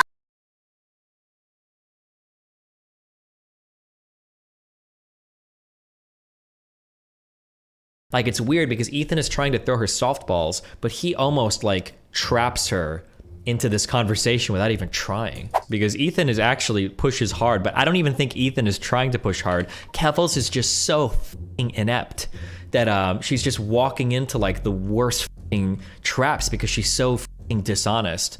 Do you see how she's lying? Why would you lie about this? Like, why would she avoid bringing up the website? There's two huge problems with this. One, as we're gonna see, is you might get caught in a lie, which is really scary. But two, the other problem is people like Keffels wield trans people as like sword and shield. It's one of the most annoying things anytime a trans issue comes up is every trans person is one, expected to have really strong positions on everything, two, is expected truly to join the orthodoxy, and then three, has their entire life brought out, dragged out into the public, questioned, ridiculed, scorned, supported, validated, oppressed. Keffels Welcome. Hello. How are you? Hey, it's nice to meet you all. Nice to meet you. So, how's it going? I never thought that the first time that I went to the United Kingdom, because I'm in Northern Ireland right now, would be the week that the Queen dies, but God, it's been interesting. So, are you there now, or did you return home? I'm still in Northern Ireland. Yeah, and do people know where you're living now, or are you able to keep that a secret? No, I can't.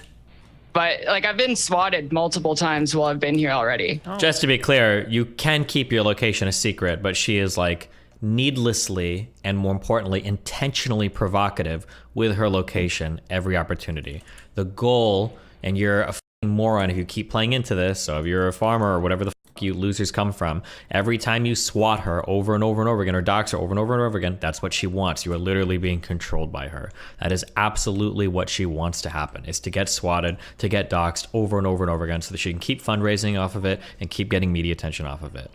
Like the CNN interview is literally like showing her building, showing her room. She bought an IRL setup to stream herself walking around outside. Like, she loves the attention. So when you give it to her, you're playing into it. When you do these like weird like doxing and swatting things. But it was all swatting attempts. The cops never pulled a gun on me, unlike what happened in Canada. There's been no corroborating reports, by the way, that guns were pulled on anybody in Canada. I don't believe the police said that. I don't believe any of Kevil's friends came out and said that. Even Kevil's herself seems to change up on that story, but it's happened so many times now that the cops don't even take the calls seriously. Who's scarier, the Irish? Are the Irish police cool about that stuff? Because like in America, you know, they go crazy. Like the first time we got swatted, there was like 20 police cars. There's a helicopter. They cased the whole house with their guns drawn. It was pretty nuts. Like, are the Irish police cooler about it? Oh yeah, no, like someone called in saying that there was a stabbing in the apartment I'm in, and they just sent 2 police officers and they're knocking at the door. Like, compared to what happened in Canada when I got like an assault rifle pointed at me, that's... Again, nobody says there was an assault rifle pointed at anybody. That story's never been corroborated, and the London, Ontario police seem to point out things differently.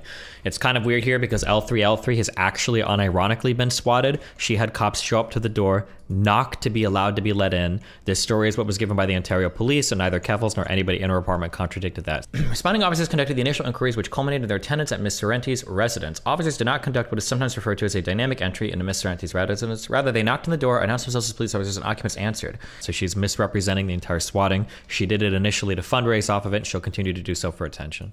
Nothing. Cops are playing with the cat here.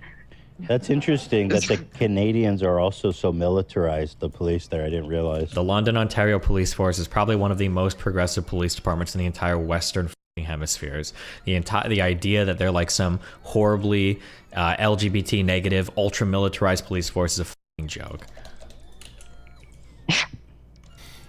Oh my God. This whole thing has been insane. Like the last month and a half.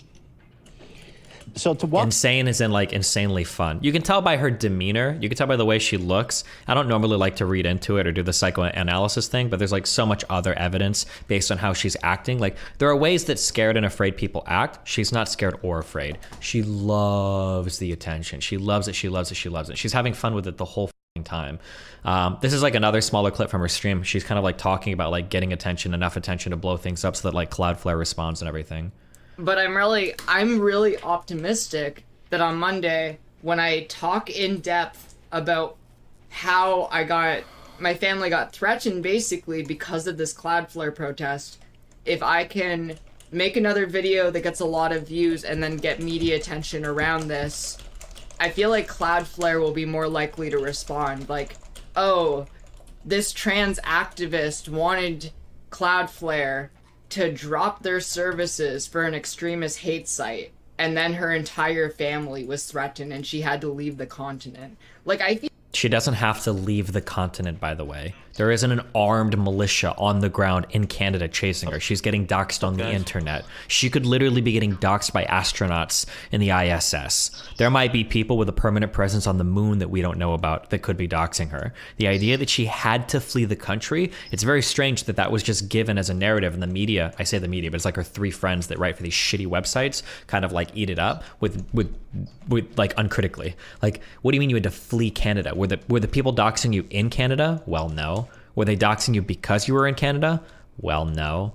Does getting out of Canada keep them from doxing you? Well, no. Could you be doxed in any other country? Well, yeah. Could doxers be in the other countries? Yeah. Like, the idea that you have to flee from a country to avoid a dox it just fundamentally doesn't make any sense. Again, uttered uncritically and taken uncritically. Like, I feel like at that point, they would probably respond. And then you can also tell the way that she talks about herself and her struggles. She sees herself as like the main character in kind of this like action adventure like novel that she's written herself in as the main character.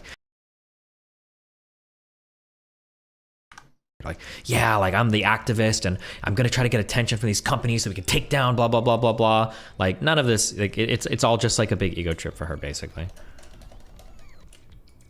Walk me through it. I want to take it kind of from the top. Like, how did you initially get into this? I don't want to call it a beef because it's like that kind of downplays what it is, but into the spat with Kiwi Farms. So they started a thread on me on March 25th, and like, you know how that goes. They started off, they doxed my mother, they doxed me, they started doxing other members of my family. They doxed like 8 of my Twitch mods. Wow. And, you know, but after that, it was just harassment for months up until August 5th, when someone impersonated me in an email and sent it to every local politician saying, I have an illegal firearm and I'm going to go kill every cisgender person I see at City Hall. So, yeah, I wake up and the SWAT team arrests me. They take me into custody and get a search warrant. They take all my computers, my phones, everything. So at that point, it's like, I stream for a living and they just took my way of earning a living away. So I decided that I would go to the media, I would talk about it. Keep in mind that she's bragging already in DMs about making like 6-figure incomes and shit. I'm not nearly 30 and I haven't burnt every bridge I made. That's what, Limfeo. You lied about OTM Shank being transphobic when he helped you transition. That's sad, bro. Haven't burned every bridge. I make 6 figures a year in a media job. I was reported on media in 15 different countries this month. Congrats, not everyone thrives off attention like you. She lost her stuff for a totality of like 2 to 3 days. That's how long she was deprived of her way of making a living. And when I don't know if you guys saw this, but when she went to the media with her issue, she had a full press kit worked out. Like, there was a Google Doc with like statements for press release and different things to contact different journalists with. Like, she had a whole media strategy worked out for this. Like, all of this has been for attention the entire time. That's incredible how much damage they did. You know, I've heard of swatting, but actually getting you arrested, getting the warrant and confiscated, that's pretty next level. It's just surprised you that this website is like legal. I mean, where's the legal and illegal? Where's that line? I mean, where they're actually doing illegal things. So how's the website allowed to stay up? Are you familiar with the legality of that? Only vaguely. Do you think she planned her own swatting? I wouldn't be like conspiratorial enough to say that. The issue though is that like if you poke KF long enough, you know they're gonna do it. Like there are I know if I wanted to get swatted, I know there are certain communities that I could fight with to get me swatted. She knows that too. She wants it to happen. Like that's guaranteed. But like, did she plan it? That's a harder statement to make, I think.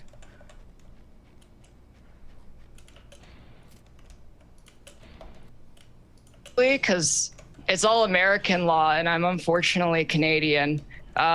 Unfortunately, as far as I understand, it's section 230. So the owner of the website isn't responsible for the actions of the users. Yeah, even if they're doing illegal stuff, or whether or not doxing is legal or illegal is a pretty contentious issue. That's a pretty complicated one, but Ethan did apparently zero homework whatsoever for this episode, so. Seems to be, you know what's weird? It's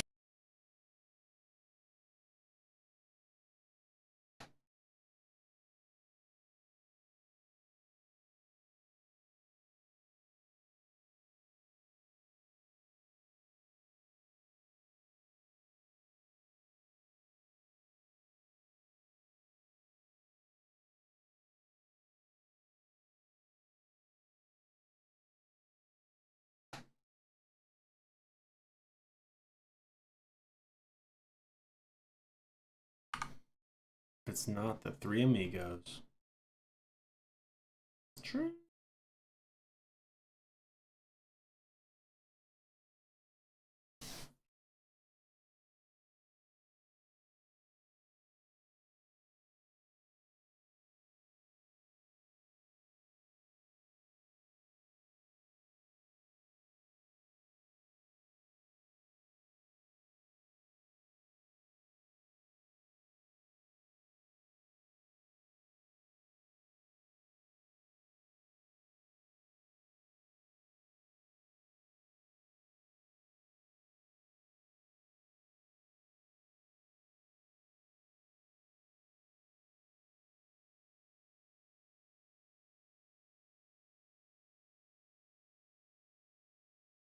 Oh, he fast.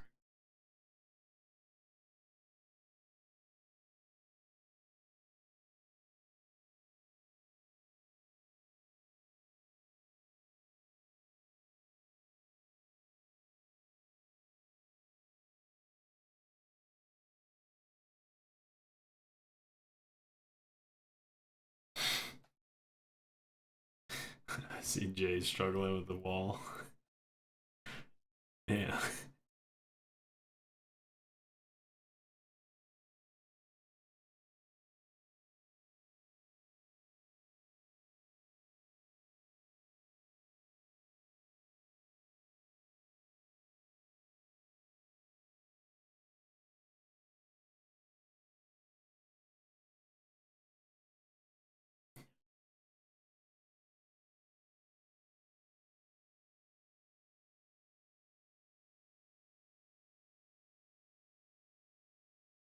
Jay's got the moves.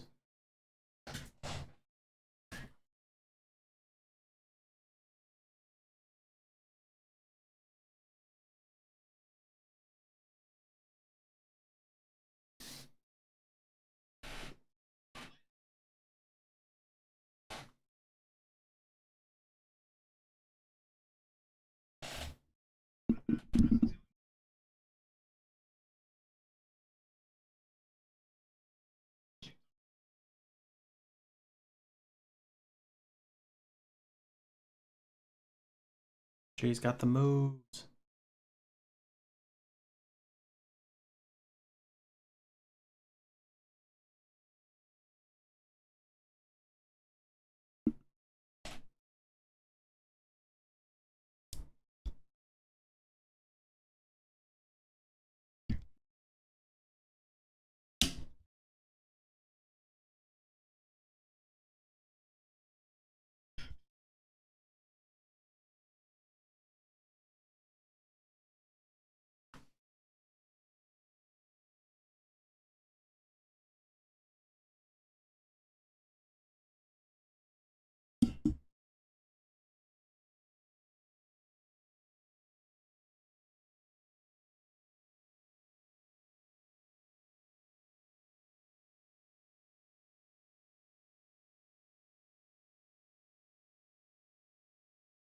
Yes, sir.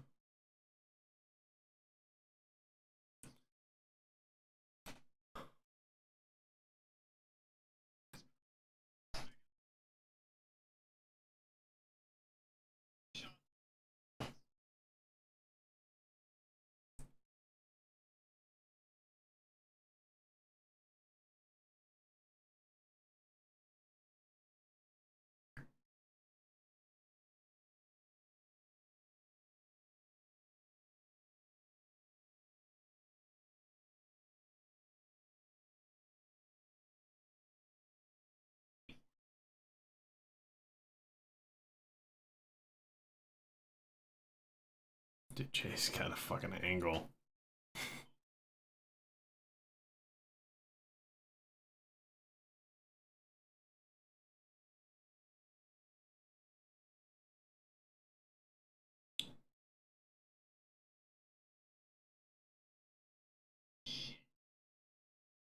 Jay's with a shot.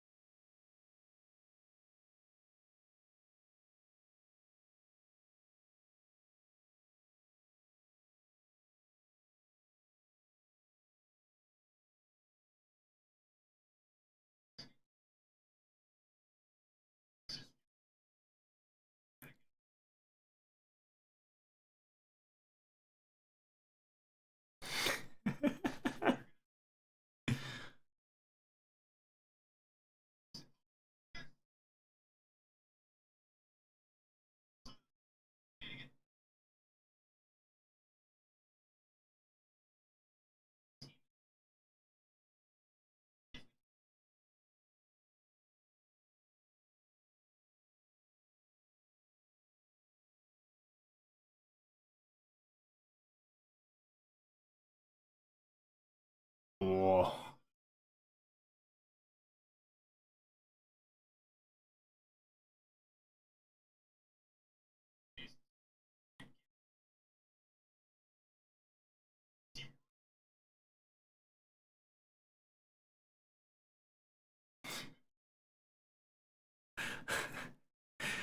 The speed at which you got into a more fucked position. Wait.